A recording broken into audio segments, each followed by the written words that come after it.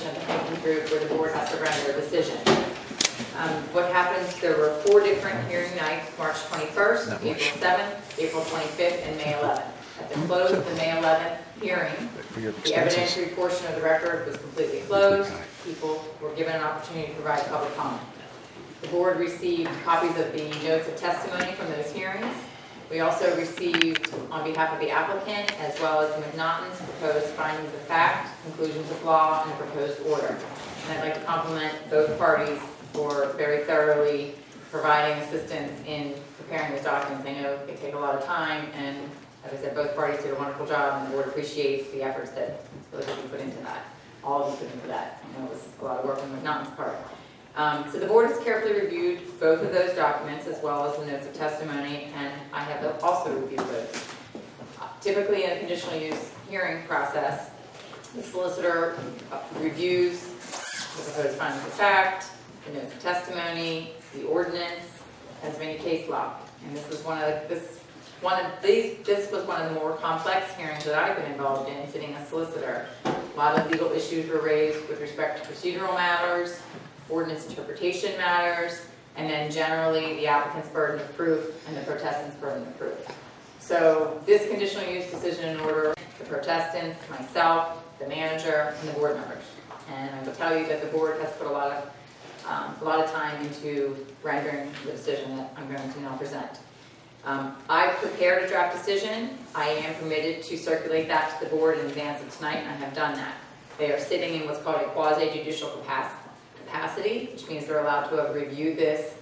They did not deliberate amongst themselves before tonight. All of communication, although they could have, went back from each individual board member either to myself or to their manager. So this decision in order has been reviewed by the board, and they have provided me comments and edits based on the review. I will summarize the decision because it is 53 pages long, 54 pages long. So obviously I'm not going to sit and read every word. This will become publicly available after the board renders the decision and votes on it. If any of the parties to the proceeding are dissatisfied with the order, whether it be the applicant or the protestants, they have the right to file an appeal to the Court of Common Pleas of Chester County, and that appeal would be filed within 30 days after they receive a copy of the decision.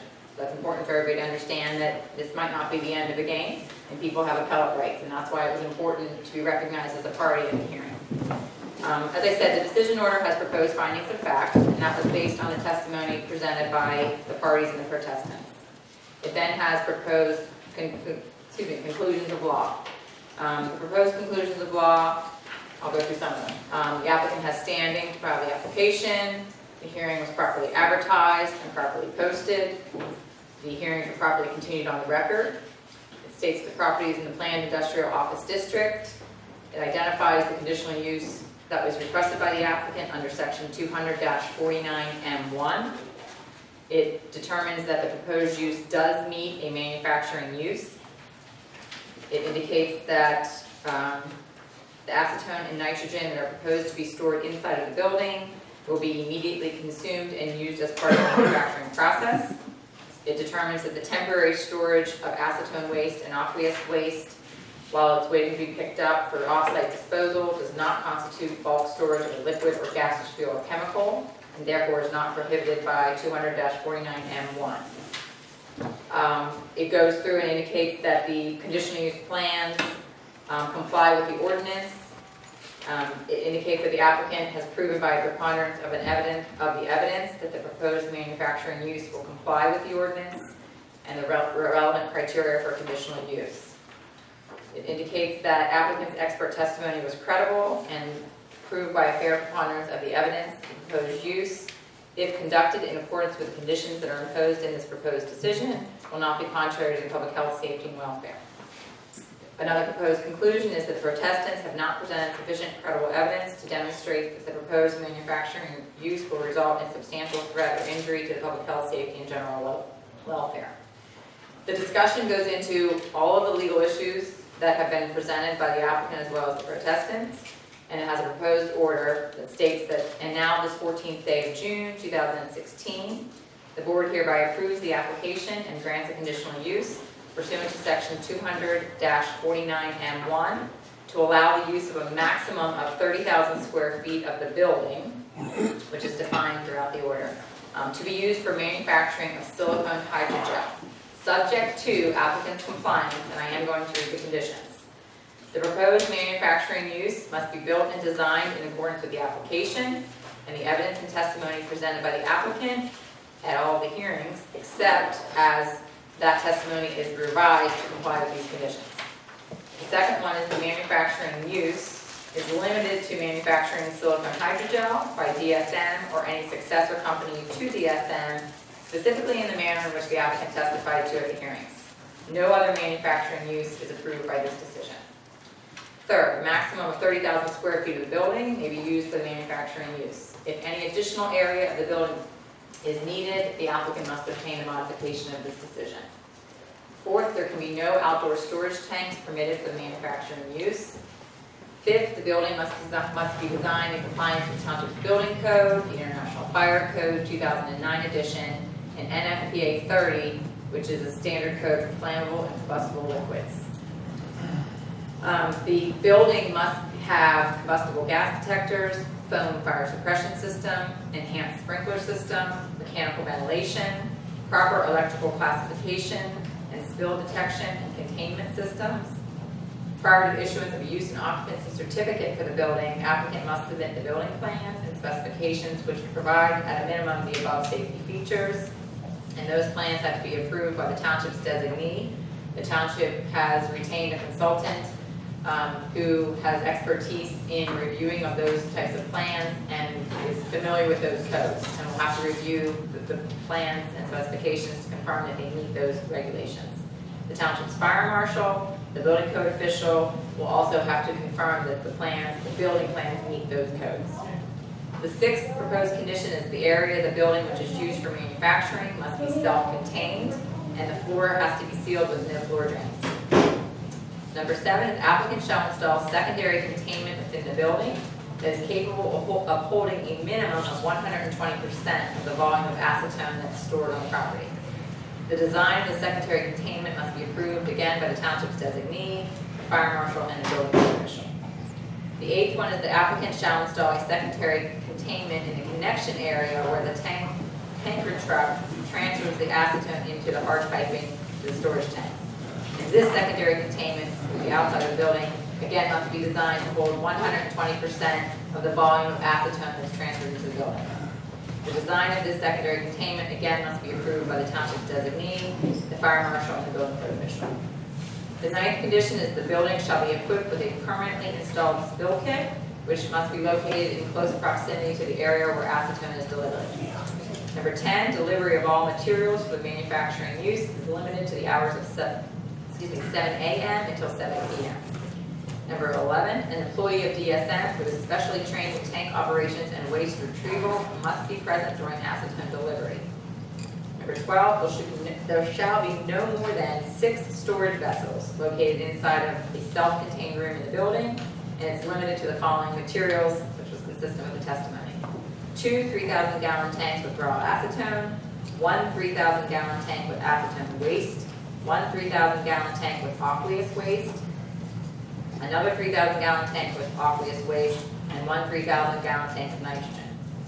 The 13th proposed condition is that DSM must obtain and maintain all necessary federal, state, and local permits for the storage tanks, and a copy of the tank permits must be provided to the township prior to transporting and transferring any acetone into the property. And any renewals of those permits must also be provided to the township. The 14th condition is the tanks must be installed by a certified and licensed third-party tank handler who is registered with the DEP. 15, the tanks must be blanketed with nitrogen as explained in applicant's testimony. 16, the storage of acetone is limited to 6,000 gallons, storage of nitrogen limited to 3,000 gallons. 17, there shall be no discharge of any waste other than domestic waste into the township's public sewer system. 18, the acetone waste vessel, non-hazardous aqueous waste, and the hazardous aqueous waste must be picked up for off-site disposal at an interval of at least every 14 days. 19, the manufacturing use shall not emit any smoke, ash, dust, vapors, gases, toxins, pour noxious materials into the air, which will violate any federal, state, or county air pollution laws or regulations. 20, the manufacturing use shall not emit any noise, fumes, or odors that are perceptible beyond the property boundaries. 21, the manufacturing use shall not produce any vibration or electrical, radio, or electromagnetic interference. 22, prior to use and occupancy of the property, applicant shall provide to the township a list of all chemicals that it intends to use in the manufacturing process, and the estimated quantity of same and location of storage for each chemical. And it must update that list of chemicals, or update that list if the chemicals or the quantity of the chemicals change. The township may share this list with the building code official and all emergency responders. 23 is applicant must prepare an emergency preparedness chemical release plan and provide a copy of the same to the township. The township's designee shall review that plan and offer suggestions for revisions which applicant shall implement at its cost. Applicant must review that plan on an annual basis and update it as necessary. All updates shall be reviewed and approved by the township in the same manner as the original plan. 24, prior to issuance of a use and occupancy for the building, applicant shall conduct a test of the emergency radio communications to make sure that emergency responders have adequate communication from all areas inside of the building. And if the test reveals that there's not adequate communication, they have to make remediation, such as installing signal amplifiers, antenna, or other means to restore communication. 25th is DSM must comply with all applicable statutory provisions of the EPCRA and provide all required notices to the Upper Uwchlan Township Administration, the Emergency Management Planning Commission, and the Lionel Fire Company. The 26th proposed condition is that if DSM is required to report to PEMA or the local emergency planning committee based on the quantity of any materials that are being stored in the building, they must provide written communication, reporting, and permitting documentation that they send to those agencies to the township, also to the township's Emergency Management Planning Commission and the fire company, to make sure that those entities have full knowledge of any materials that are being stored at the building and know the corresponding emergency response plan. 27 is DSM shall ensure that the receipt, handling, use, storage, disposal, and transport of all hazardous waste and flammable material in any way associated with manufacturing fully complies with any and all federal, state, county, and local codes, laws, ordinances, and regulations. 28 is that applicant must prepare a hazardous waste contingency plan and an evacuation plan for the building in the event of release of a hazardous substance. The township may hire a consultant with expertise in hazardous waste to review that plan and suggest recommendations, and the applicant must implement those recommendations at its sole cost and expense. That hazardous waste contingency plan must be updated on an annual basis, and the township has the right to recommend changes on an annual basis to that plan. And the last is that the applicant and any successors in interest to the property that intends to operate this particular use is bound by all of those conditions. So to the extent that the board now takes a vote and approves this decision, these will run with the land, they will run with the property, and they will run with the use. So it doesn't matter what company or entity is operating the building. If they are using the building, which is limited to 30,000 square feet, for manufacturing of silicone hydrogel, all of those conditions must be complied with. It is if the zoning ordinance itself imposed these conditions, and they will be enforced similarly the way a violation of the zoning ordinance is enforced. The township zoning officer is responsible for seeing that all conditions are complied with, and if they are not, the municipality's planning code has remedies that the township may pursue to ensure that the conditions are met. I want to be clear on the legal effect of a condition.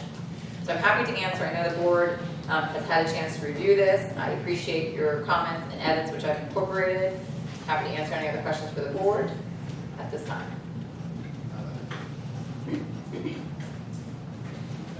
I don't have any questions. So it would be appropriate if somebody wanted to make a motion, second, and then you could open it for public comment on the motion. I so move. I'll second. Public comment or questions? Yes, sir. My name is Tom Fundraker, 16 Dan Drive, Glenwood. The Ray Ott and Associates financial impact statement dated 12/2/15 I think it's already been entered into evidence as Exhibit A9.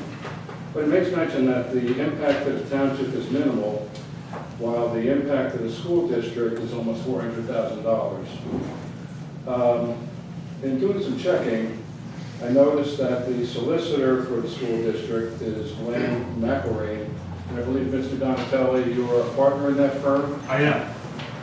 Does this represent any kind of conflict of interest? And how do we know that you're voting with the interest of the township involved rather than the interest of the school board?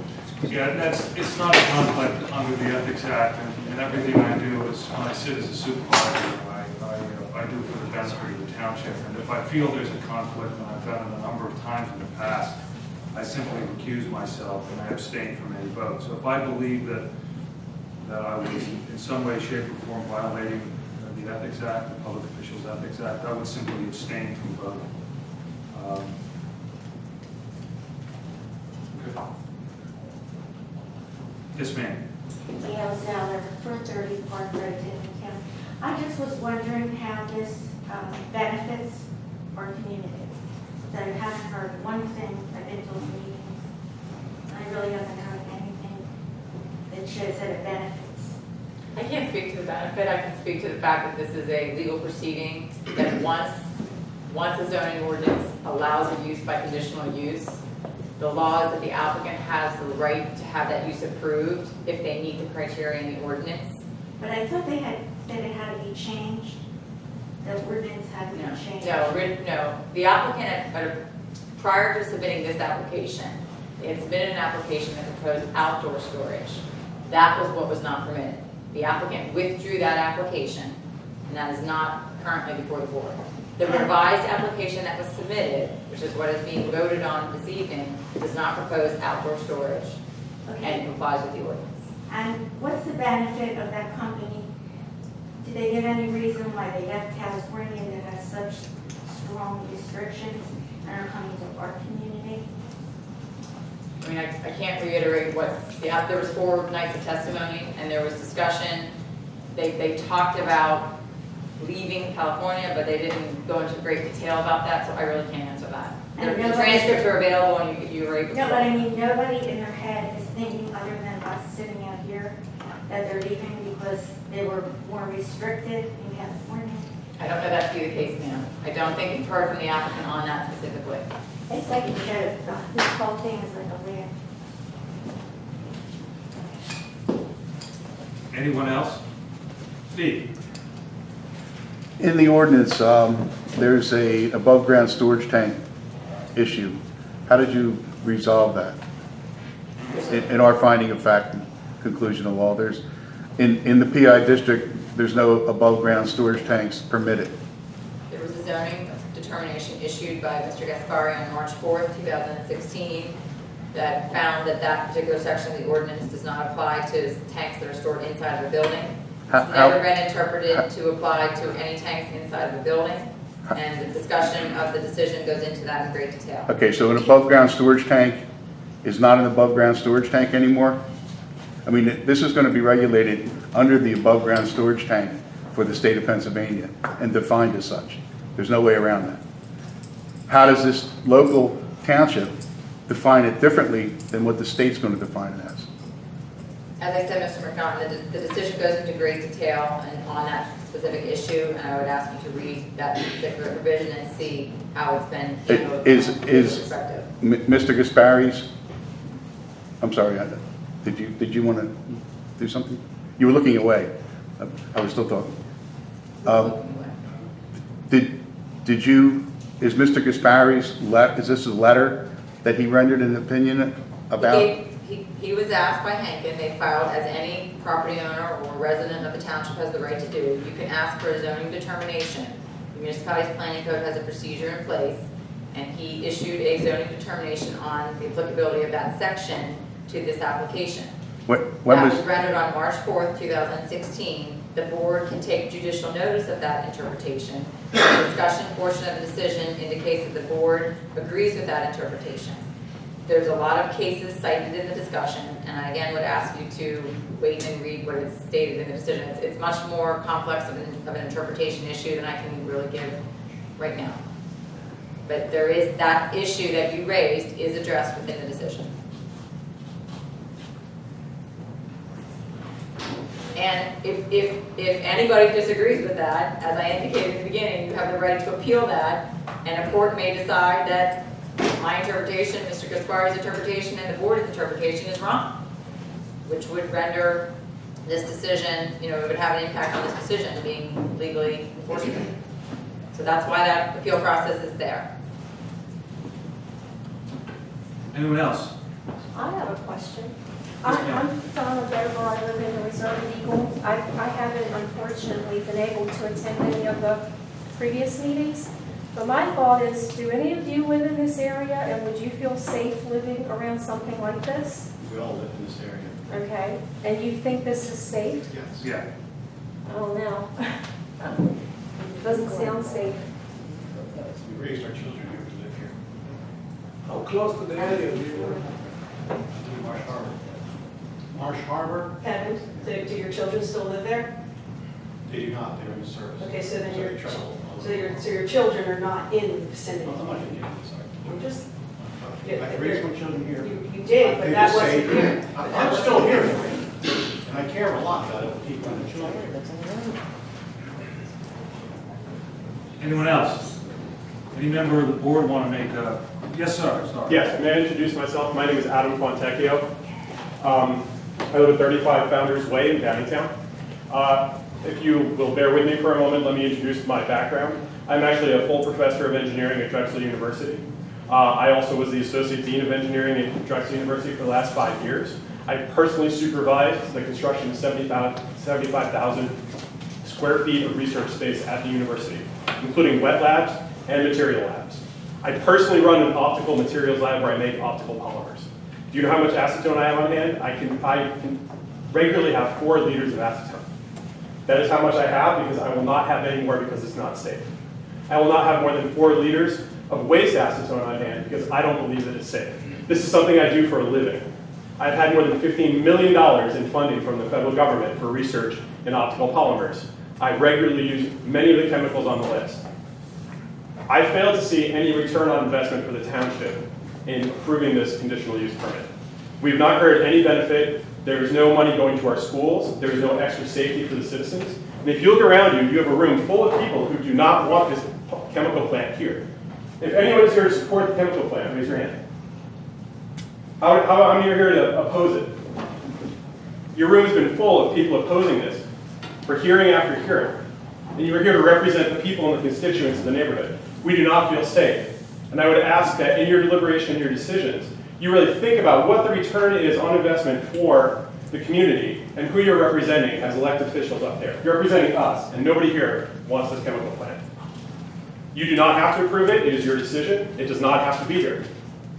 You are making a decision for all of us right now in your hands. And I would ask you really do the right thing and look at what the population of Upper Uwchlan wants from you as our Board of Supervisors.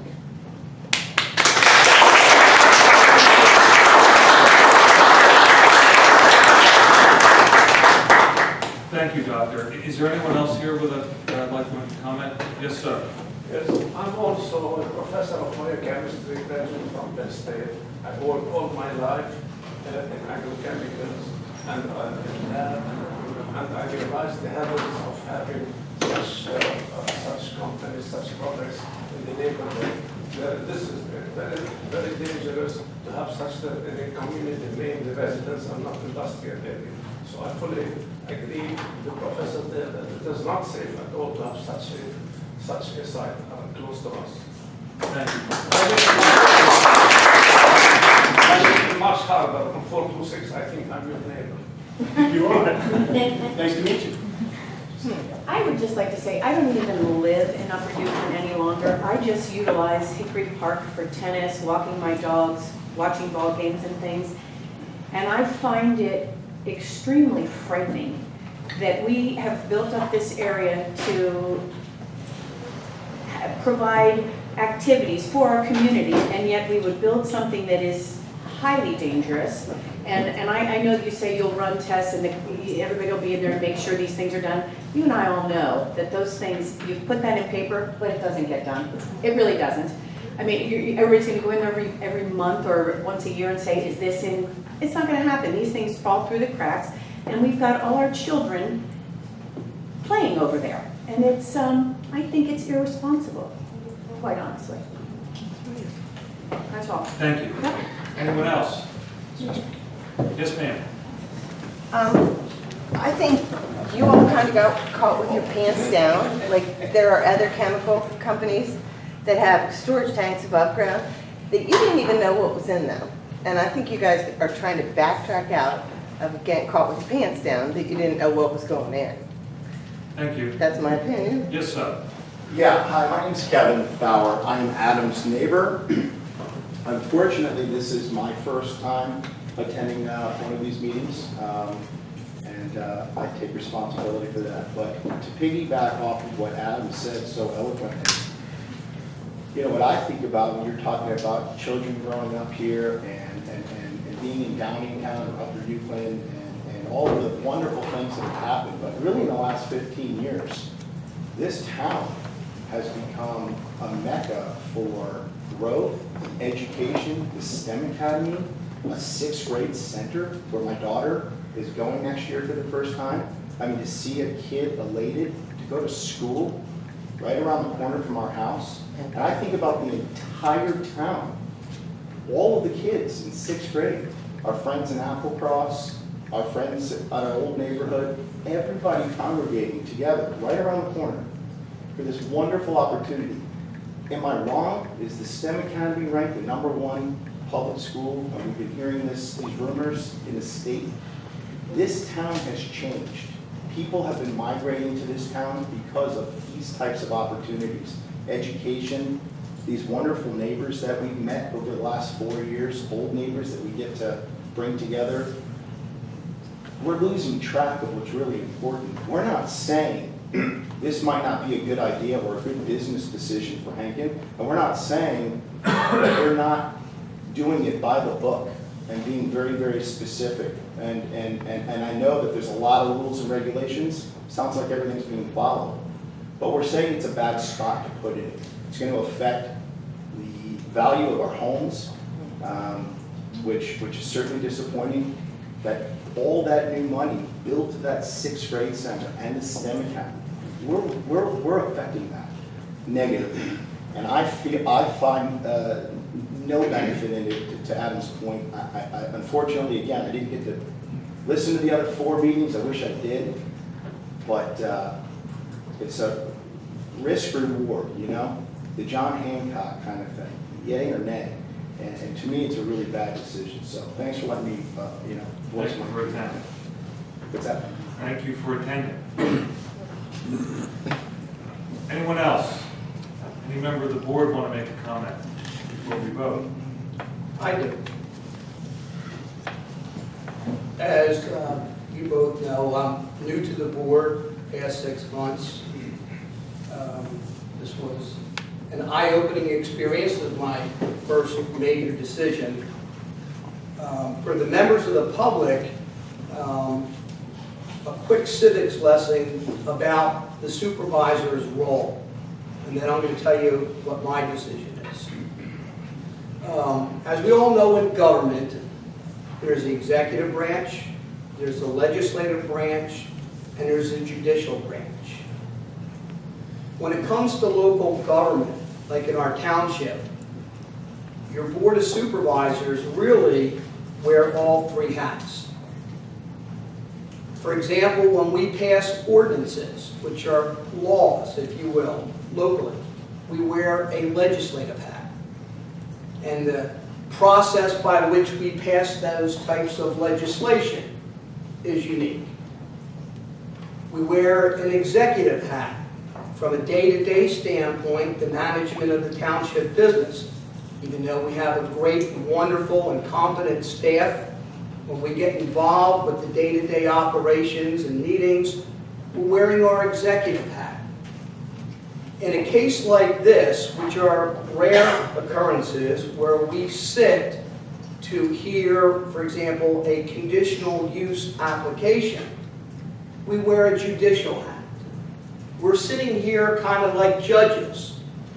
For those of you who attended the meeting, it was kind of like a quasi-judicial experience.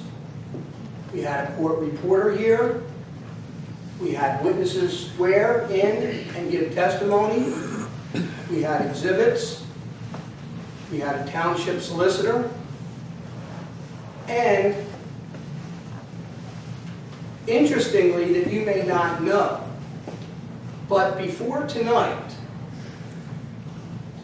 I have not been able, because of the law, to speak with Kevin or Guy concerning the merits of this case. That's called deliberations. And because of the law that prohibits a back and forth deliberation on things like this, because it's supposed to be in front of the public, like it is tonight. So this is my first opportunity to directly, at least, they're going to hear my thought, as brief it'll be, on my decision. I'm not going to vote to approve this conditional use application. And the reason is, I happen to be a lawyer, is, to me, there's a threshold for this conditional use application that needs to be satisfied. Not even getting into the health, safety, welfare, publication issues, above ground storage tanks, not even getting there. For me, the conditional use ordinance basically says that there shall be no bulk storage of chemicals except for immediate consumption on the premises. And that's why I'm going to vote no, or not approve it, because in my opinion, there is going to be bulk storage of chemicals. But then the next issue is there going to be immediate consumption? And that's, for me, gets right down to it, the crux of the matter. And I cannot conclude, while they will use, I'm sure, the acetone and other chemicals as soon as they get them, I don't believe that they're going to be able to consume all of them immediately. Because there's testimony that says that those 2 3,000-gallon vessels are going to be replenished every 2 to 3 weeks. And for me, that means at any given time, they're going to be storing there hundreds, if not thousands of gallons. And that quantity, to me, is bulk storage. And that's not being immediately consumed. Now that's just the 2 3,000-gallon acetone vessels. They're also going to be storing their other 3,000-gallon tank with acetone waste product. And I believe, and I could be wrong, that that may not be pumped out for every couple of weeks. And to me, even though it's an acetone waste product, I believe that still is a chemical. It's not going to be virgin because they're using a closed system, the acetone cleaning out the vessels, but it's my understanding, and I could be wrong, that after it's used cleaning out the vessels, it goes into a storage tank. So in that cleaning out process, it may be diluted, but the acetone itself is still going into a waste tank that's going to be there for days, maybe weeks. And I will include that, in my opinion, that that would be the bulk storage of chemicals, even though it's not pure. And that's in addition to the 2 3,000-gallon acetone. Because to me, it seems like the way this ordinance is written, for right or wrong, good or bad, whoever the drafters were, there was a prohibition of bulk storage of chemicals in the township. And as a tangential issue, and the woman brought up about above-ground storage tanks and other issues, okay, that came about, and that's a tangential issue. But I have the impression, and I'm a newbie here, and my opinion could be completely wrong. You know, this is just my humble opinion, that there's a thought of not having bulk storage of chemicals in the township. But this ordinance allows it. This conditional use will allow it, provided that it is, quote, immediately consumed, end quote. So it's, in my mind, the thinking is it's prohibited, and the only way we'll allow it is if you use it up right away, immediately. And what does immediately mean? Okay, and I'm just telling you my thought process. You know, for example, if you get stopped by the police, and the police, and I'm talking to my fellow board members because I haven't had an opportunity to speak with them because I'm not allowed. As crazy as that sounds, because we're wearing the judicial hat, I can't speak to them and have a dialogue. And they're very intelligent, they've read everything, and reasonable people can differ as to what reasonable is. You can have a Supreme Court of the United States of 9 people, it could be 5-4, 6-3. So just because I'm giving you my opinion doesn't mean I'm right. But I have an opportunity and a duty and an obligation to weigh and evaluate and to come to a conclusion. If you get stopped by a police officer, for example, and now I'm talking about immediate. Immediate to me deals with time. Police officer says, I want you to immediately exit your vehicle. Now, does that mean right now? Does that mean in 10 minutes? Does that mean when I come back tomorrow and meet you at the Acme? Okay, so there's that concept of what is immediate. Now, do I believe the immediate consumption means instantaneous? No, I don't have that belief. Just like if the zoning officer comes over to my house because I let my grass grow too tall and I'm in violation of the ordinance and he wants me to cut it to be in compliance or else he'll issue me a citation. And he says, Jamie, I want you to immediately cut your grass. And I say to him, well, can I go to work and maybe do it when I come home from work or maybe tomorrow? And then he'll tell me what immediate is. Well, Jamie, I see you're backing out of the driveway, you got your suit on, I'd like you to do it after dinner when you get home, or how about tomorrow? So what is immediate? You can look at the facts and circumstances. To me, having hundreds, if not thousands of gallons of bulk storage for days, if not weeks, is not immediate consumption. I do believe the acetone will be used in part right away as part of the process. But I think there's going to be such storage of such a quantity of it that at any given time, if we send our building codes officer over to say, how much acetone do you have on premises? I bet you there's going to be hundreds, if not thousands of gallons because the testimony is that it's not going to be replenished for 2 to 3 weeks. And that was testimony from a couple of witnesses. And I wouldn't think that they're going to go to bone zero, no acetone, before they get a refill. That's not, of course, even to say the acetone tank, that is the aqueous tank, the used up stuff that's been mixed and cleaned, and who knows what chemicals it cleaned out of the vessels before it got used and put in a holding tank. Just because it was used, I don't think that that loses its characterization as being a chemical. And I don't think it loses its characterization of being bulk storage of it. And again, to me, it all focused down to is 2 points. Number one, I don't think the way the ordinances in our township are written, that bulk storage is something that is authorized. And it's only authorized, in this case, if it's immediately consumed. And I don't think it's going to be immediately consumed to the point where it will no longer be bulk storage on any given day. So for those reasons, and I respect everybody's opinion on whatever side you're on, I'm trying to look at it honestly, objectively, and I know my fellow supervisors love this township, they care about the township. Our solicitor tries to look at things objectively too.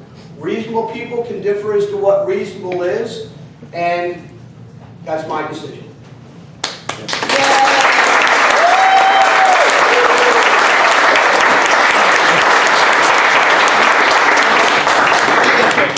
Thank you, Jamie. Shall I call for the vote? Please. All in favor? Aye. All opposed? Aye. You mean nay? Thank. See, I'm a newbie. Well, the solicitor is going to make available, and I think or the township supervisor, manager will make available a complete copy of the decision in order once it's executed. And Carrie, if you would put it up on the website as well. First thing. And make sure we have a hard copy for the parties. I think we had Steve, Joanne, we had Pat Dan, Reese Williams, and Allison Aramani were all parties. They're here. If you could give them a hard copy, that would be super. All right. If there's nothing further, we're going to adjourn. Thank you. Oh, yes, sir. I'd like to know if there's any other, board member that would like to provide why they decided to vote yay. I have the absolute opposite interpretation of immediately that Jamie has. I look at it in the manufacturing, I look at it with inventory turns. And 24 inventory turns annually is pretty immediate in my mind. So that's why I see it. Kevin, how about the consumption part? It's never consumed. Acetone never, it's delivered, it's used, and it's cycled into another, it's never consumed.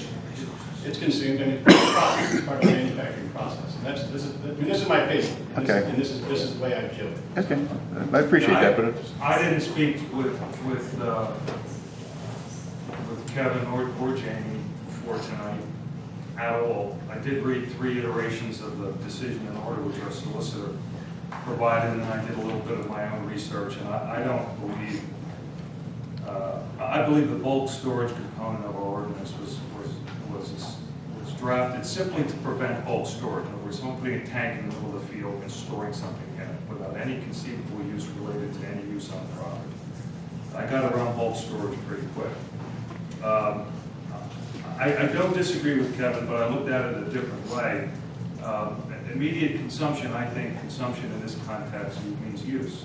And simply because there's some waste after something is used does not negate the fact that it was consumed or used in some way. There's always going to be some waste that's generated by the use of materials in manufacturing. As far as the public safety is concerned, we worked very hard. We went out, we engaged our own experts to assist in safety mechanisms, and I have tremendous confidence that this will be off everybody's radar once it's built and under operation and monitored. It's not going to be any more or less dangerous than any other use that we see, within 5 miles from here. My family lives here, my daughters live here. You live in Glenwood. My grandchildren live here, my in-laws live here, very close to that location. And I would do it if I lived close to it. So those are my reasons. All right. All right. If there's nothing else, I'll adjourn this meeting. Yes, sir, Professor. I don't know if your question was answered. What is the benefit to the township to have a resident here? Is there a monetary or financial or any kind of? All of this testimony took place. There's hundreds of thousands of dollars that go to the school board, to de minimis to the township. But the real question is that the owners of the property have the legal right to do what they can with the property, and that's what it comes down to. But there will be a monetary benefit to the school township or the school district? Yes. The And sir- company will pay something for the school district? Sir, as Mr. Gontrop explained, when the board is sitting in this capacity, rendering a decision on conditional use, it's a judicial proceeding. And so the question that was presented to them is not, will there be a benefit from this use? It's, does this use meet the standards within the ordinance? That was really the question that they had to decide. And if you get a copy of the decision, you'll see how that was analyzed throughout the discussion. So it wasn't just, do you guys think it's a great idea and does it have a benefit to the township? Well, no, but That you wasn't have the the same question they opportunity that the presented. gentleman in the middle used to to use his common sense to find the same loophole as to, does it fit? Yes. But is there another opportunity for it not to fit? No. And the board has already spoken, but obviously I think everyone would disagree with your decision. I'm very disappointed, Mr. Donatelli and Mr. Kerr, that you did not share your reason for making your decision before you voted. Frankly, your description of how you interpret consumption makes no technical sense. The acetone is a cleaning agent. It doesn't go anywhere except into a different tank. And I really hope that nothing happens. I'd also like to encourage my fellow residents to remember Mr. Donatelli and Mr. Kerr the next time there is an election.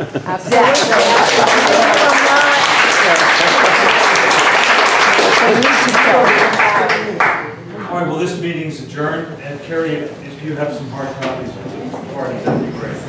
They need to go.